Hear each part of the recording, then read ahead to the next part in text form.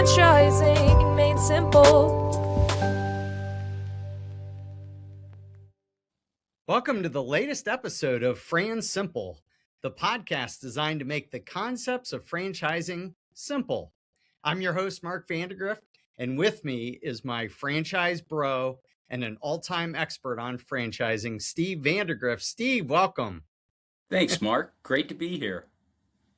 Well, we covered some basics in the last two episodes, but I want to kind of go back to the basics with a new client. And as you engage with a new client and they're facing what I would call a decent amount of work to gather the detail that makes up a business system, I want to get from you maybe a little advice that you might give them. So when you begin with a new client, you typically have them start by protecting their IP, which we covered on the last episode. So the next step, I believe, is the franchise disclosure document, or what we call the FDD. Mm-hmm. Can you maybe explain what the FDD is in very simple terms? Sure. The franchise disclosure document actually is the mechanism by which companies can begin offering franchises. The franchise disclosure document is actually mandated by the Federal Trade Commission under what's called the FTC franchise rule. And that requirement basically stipulates that franchisors must prepare a compliant, FTC compliant franchise disclosure document. Many people, they haven't reviewed a franchise disclosure document previously. They think of a single document. The franchise disclosure document is that. It's a single document, but it holds a number of different documents. The first is really the 23-item disclosure. These are 23 items every franchisor has to disclose. But in addition to that, there's a number of other agreements and exhibits and attachments to a franchise disclosure document. So ultimately, two of the agreements certainly would be the single unit franchise agreement and then the area development agreement, which basically provides an area developer the right to open a specified number of franchises within a area development territory that's mutually determined by the area developer and the franchisor.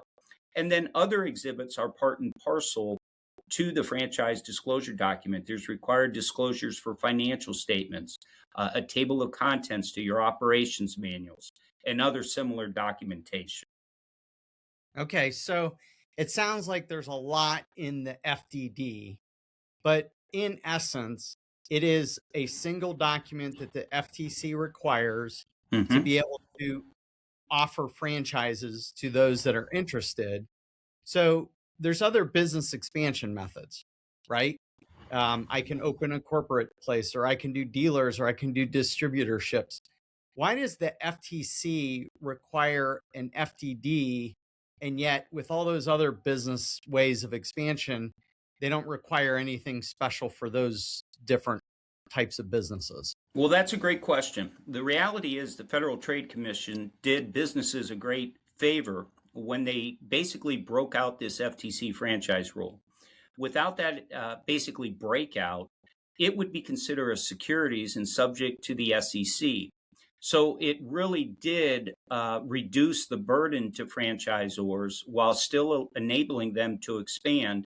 And it's really one of the best methods of expansion outside of corporate expansion. And we could certainly sit here and maybe one of a future podcast will get into the advantage of corporate expansion versus franchise expansion. But ultimately, that franchise disclosure document is truly the one mechanism that is required of all franchisors. And again, it begins with that 23-item disclosure and then all the other ancillary agreements, exhibits, and attachments. So if a franchisor were to just fill out the FDD and get it applied and accepted, that would be the only document they would need to sell a franchise or to offer a franchise.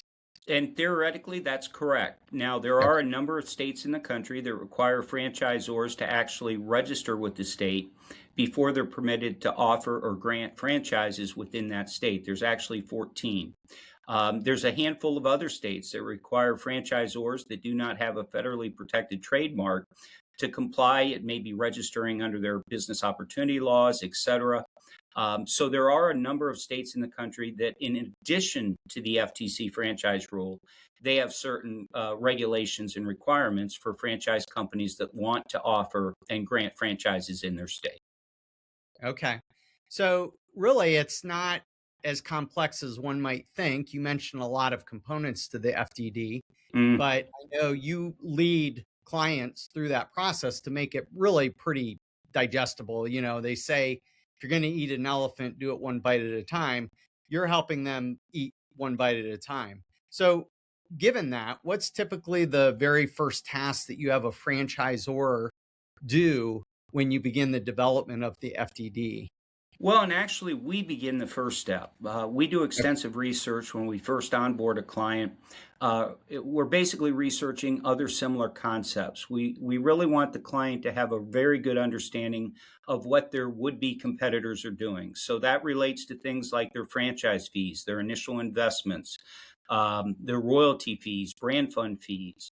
We really take a deep dive and we produce what typically is a 120 page report, and we do that for a couple reasons. Number one, most of our clients have never been a franchisor, and in many cases, they've never reviewed a franchise disclosure document. So we want them to have a basis for why we recommend certain fees, certain territory criteria, etc.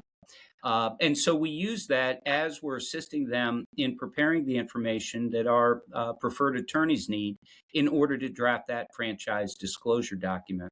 We do that through proprietary questionnaires that we've developed that really help us walk a client through each and every provision, term, required disclosure, et cetera, that's required under that FTC franchise rule.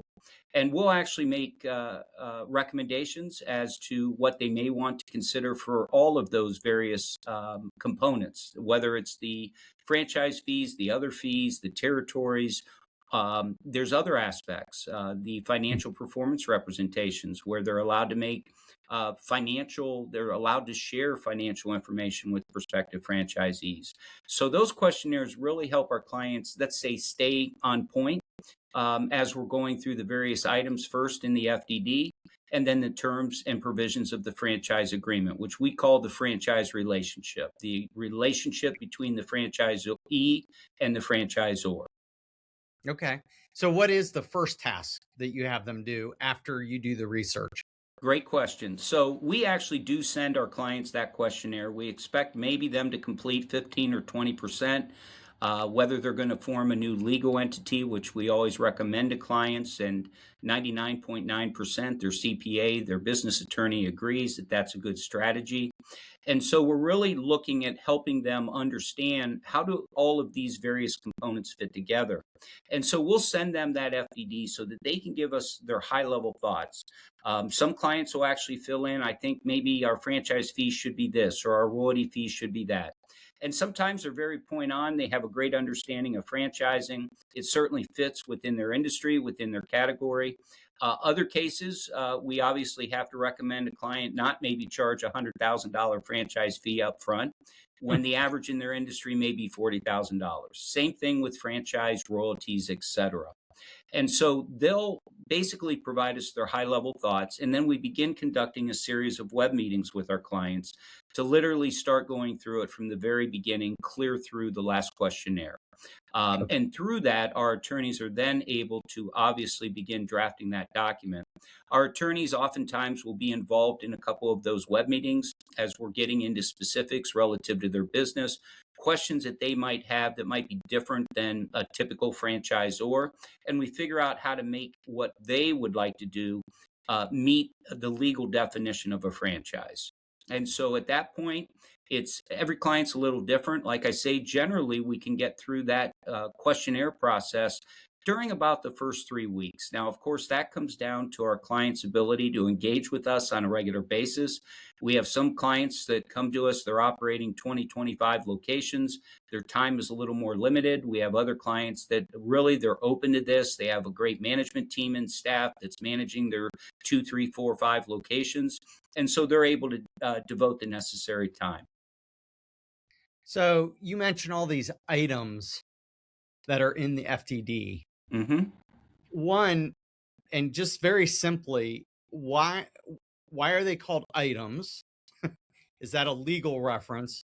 And two, maybe give us a sense of what some of the items are and how a lot of times they're answered. Sure. Basically, the 23 item disclosure that begins the franchise disclosure document, uh, uh, every franchisor is required to answer them, and some are very, very simple. So, as an example, item 2 is the bios of the owners, the officers, the directors. Items 3 and 4 relate to any litigation or bankruptcy against either the company itself or the owner's officers that would have a material effect potentially on the franchise. As we get a little bit deeper, item 5 is all about the initial fees. And what's interesting, many of our clients, they think, okay, I have a franchise fee. That's what's going to be disclosed. Well, they're right. But in addition, let's say they're going to sell them a startup package of various small wares or various branded items, logoed apparel and things like that. Any payment that's made to the franchisor or an affiliate of the franchisor is required to be disclosed in that item 5. So for some of our clients, we have a client as an example that actually owns a restaurant equipment company, and they're a required supplier. And so ultimately, we have to disclose what that initial equipment package is going to cost, the payment terms, etc. Item 6 is all about the fees, brand fund fees, royalty fees, etc. Any fee that the franchisee may pay to us, to the franchisor or their affiliate company. Item 7 is an initial investment chart, and that's one in both item 6 and item 7. You can imagine we're really advising our clients quite a bit. It's a line item. Item 7 is a line item list of all the costs and expenses that the franchisor anticipates they're going to incur uh, as part of the develop of their location, as well as typically through the first few months of operation, kind of a ramp up period. So the item 7 will actually, the bottom line item, we include a working capital, kind of like to cover any additional expenses that maybe they didn't see, maybe to help them get through that ramp up period, etc. Item 8 is about suppliers. You have to disclose approved and designated suppliers. Franchise prospects need to know exactly who they're required to purchase from. We get a little bit further into it. Item 11 is all about the various support, training, services that the franchisor is going to provide. And within that item 11, there's actually in essence, a training itinerary. Once again, a line item chart that outlines each and every topic that's going to be covered, whether the number of hours of on-the-job training or classroom training. And classroom training certainly includes web meetings, online communication, etc. And then we also have to disclose where is that piece of training taking place, or that part of training. So is it at the corporate office, one of the franchisor's corporate locations? Is it going to be conducted at the franchisee's location? A couple other major items would include certainly the item 19, and that's what's called the financial performance representation. Prior to 2008, when the FTC updated the rule, it was called earnings claims. Well, financial performance representations can take many different forms. We have clients that'll simply provide the last couple years of profit and loss statements for their locations. You can actually aggregate that. In other words, take all of your location, the numbers, and divide it by the number of locations you have. You can disclose it individually. That is obviously a very important item for prospective franchisees to get their arms around the financial metrics of the business itself. Item 21, franchisors are required to provide financial statements for their franchise company. If they have formed an affiliate company to be the franchisor, that's the only company that has to provide financial statements. As a startup franchisor, the FTC permits franchisors. There are a few states that they don't allow this, but it's basically phasing in over a 3-year period the audited financial statement requirements. So the first year or partial year of franchising, most of our clients simply need to prepare an unaudited balance sheet. Now, going into year 2, they have to audit that balance sheet for year 1, and then provide unaudited all the other financial statements, statement of operations, statement of cash flows, shareholders' equity. Going into year 3, they have to go back and they audit the second year, all the financial statements. And from that point forward, they have to annually audit all of their financial statements and include 3 years, once they get to that point, of audited financial statements in that 23 item disclosure, item 21. So Okay, those are so a we handful of got the key ones. yeah, you got a lot of items there. um, in your 30 plus years of dealing with franchising and setting up franchises and doing franchise development, do you find that there's a certain one of these that most franchisors get hung up with that are the hardest for them to work through? Because I would think doing bios is pretty easy, or Correct. doing something like, giving you financial statements. Because what are you going to do with financial statements other than the way that you present them? They have to be true and I think audited. So at that Prepared point in according to time, GAAP. yeah, so at that point in time, what are the ones that maybe just one that folks get hung up on, and that we might be able to prepare a new client to say, okay, of all the things you have to think about this one thing, because that's where the sticking point tends to be. Well, I can certainly point out maybe three different ones. Item 7, the initial investment chart. Sometimes we have clients that haven't opened a location in a few years, and so we'll make a recommendation. Let's just say it's a restaurant or retail store, that they actually talk to their equipment supplier and get updated quotes. And so for many of our clients, that's something that they need our kind of guidance, advice, etc. Item 19 is another one, and even the financial statements. Many of our clients, their CPA may not have previous franchise experience. So I'll do web meetings with the client and with their CPA, kind of walk them through what that disclosure looks like, especially item 19. Again, you'd think it's pretty clear cut, but franchisors could simply elect just to provide gross sales, or they can do a detailed profit and loss statement. There's all kinds of metrics that you're allowed to disclose. And we like to say with the financial disclosure, our attorneys always say, as long as you disclose it and it's historical and inaccurate, you can include it. So you could actually include in there how much of your business is repeat customers. If our clients have that metric and they want to disclose it because they feel prospective franchisees will ask, that's another thing that can go into that item 19. So those couple of items are certainly ones that really we have to educate, and we do consider education a huge part of what we do with our clients. We like to say that kind of the initial process before we engage, they're going to end up getting an associate's degree in franchising. And as we go through the process, they're probably going to have a bachelor coming out of it. And then as they begin operating, all of a sudden, all the pieces are coming together. And now they have their masters in franchising. And that's really our goal with every client. We really want them to take ownership of that franchise disclosure document. That's the basis to form the legal relationship with the franchisee. And it's very important when they're talking to franchisees that they can address the question, well, why did you do this? Or why is the fee that? And so we really make sure that our clients have great understanding of exactly all of those terms, provisions, and disclosures that are included in that franchise disclosure document. So you had mentioned that, I think you used the word weeks, that you can get this done in a matter of weeks. And that's The assuming, FDD. yeah, and that's assuming that the franchisor has most of their information gathered. Mm-hmm. Um, a lot of times, what we have found is that a lot of business concepts just work with and I'm going to put in air quotes, franchise attorney to complete an FDD. Mm-hmm. But we find that either the franchise attorney isn't really a franchise attorney and instead is trying to play one on TV. And that fails at many points. From the perspective of the legal preparation, how Mm-hmm. does FranSource smooth the path to the completion of the FDD? Well, you're exactly right when you say that legally, the franchise disclosure document is the one document that's required. Now, there's all these other pieces and parts to developing a robust franchise operation. None the least is certainly the franchise operations and policy manual. We assist clients in developing their entire franchise sales development system, et cetera. And so all of those come together and all have an impact on the ultimate outcome of their success or not success. We have found that, again, as you mentioned, well-meaning business attorneys will want to draft, or we have a number of clients every year that work with another company.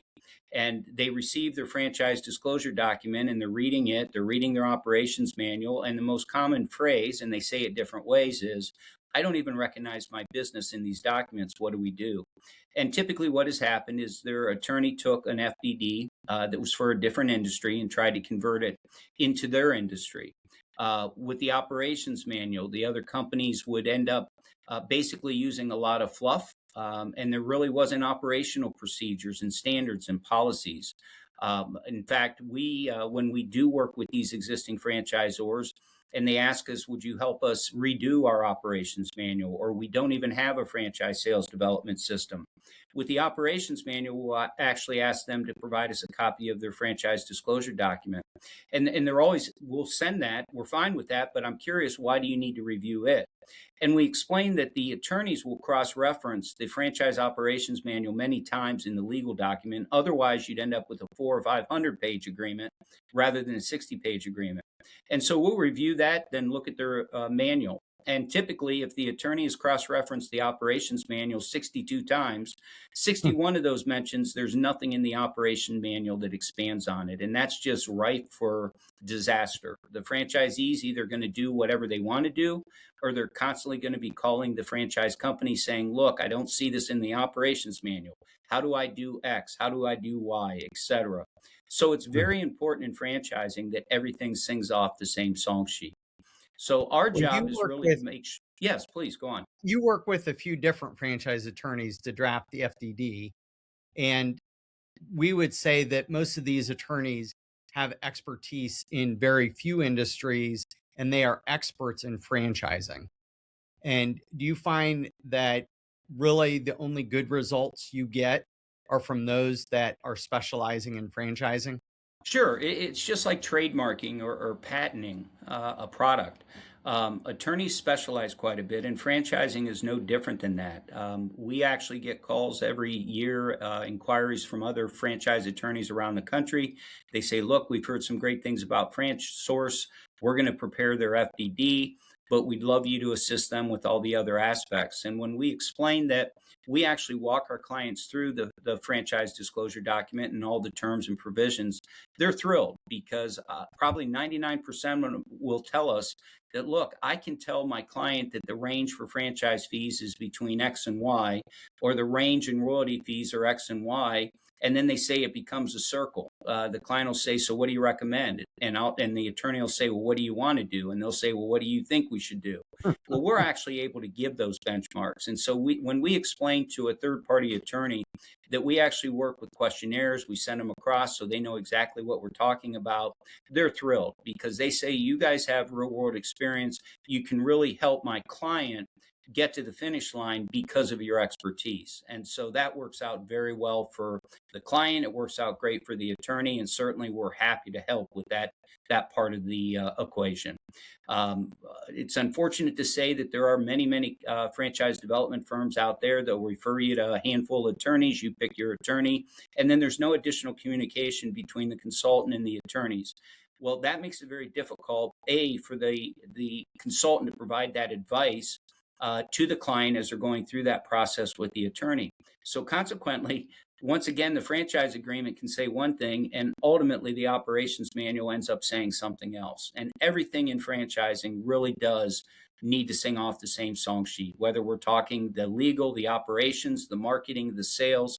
We need everything to be consistent within all components of that franchise operation. Otherwise, you're going to confuse prospective franchisees. So when the FTD is finalized, that is submitted to whom? That's the interesting thing. In fact, even going through a development a couple months in, our clients will say, now, what's that process with registering with the FTC? There is no formal process. The FTC franchise rule relates to strictly preparing a franchise disclosure document in compliance with the rule. It's the their attorney's responsibility to make sure it fully complies. These registration states I mentioned, many of them will actually review the FDD. And trust me, if they find that it's not compliant, there's certain language that needs to be in there. Sometimes clients will say, boy, that cover page of the FDD, I'd rather this sentence say this. The problem is the FTC mandated it. So we know what's mandated. We know where we have some wiggle room in terms of the language. And that's so critical to really be able to develop a franchise disclosure document when properly drafted. Most people think of it simply as a legal document, but it's somewhat of a marketing piece as well, because you can, in fact, share with franchisees or prospective franchisees various aspects of the operation that sometimes the attorneys don't think to include. And consequently, it just becomes that much more clear to the prospective franchisee as to what that franchisee franchisor relationship will look like. Well, we could certainly drill down into a lot when it comes to the FDD, and we could probably make 23 podcasts just on each item in that. Um, but I think what we'll do is finish up for today, and we'll get into more detail on some later episodes. But maybe give us a perspective here, just a real short one, on why the FDD in and of itself is not something we feel is sufficient to offer prospective franchisees. Great question, and honestly, let's call it the internet age. Today, it is when I co-founded this company in 1997. Clients were advertising in Entrepreneur, Wall Street Journal, etc., radio advertising. The internet changed all that, and so it makes it very easy for some to research a franchise opportunity. And if they're talking to a franchisor is talking to a prospective franchisee, and they're asking questions because they've gone through maybe a franchise presentation with a few other concepts, and they're hearing about things like franchise operations and policy manuals, local marketing, social media marketing that the franchisor may conduct on their behalf. All of these other components are going to make that company that simply says, here's my franchise disclosure document, are you ready to go? They're going to say, well, where's the meat? Where's the meat on the bone, right? And they're going to obviously choose another system that they feel has taken the matter seriously enough that they've really developed all of these various components. And that's why, even as part of our development, we're introducing our clients to other third-party providers that support franchisors. We want our clients to launch as if they have 25 or 50 franchises. And we've had many clients come back to us in that first month of starting to offer franchises, and they're pleasantly surprised to learn that their prospective franchisee is talking to 3 other companies, and one might have 35 franchises, but they don't offer the level of service and support that our clients offer, which were obviously initiated by us in terms of suggestions. Good. Well, let's wrap up today's episode of Free and Simple. Thank you all for joining us. And as always, please like, share, and subscribe to Free and Simple, the podcast designed to make the concepts of franchising simple. Until next episode, may your business expand through the power of franchising.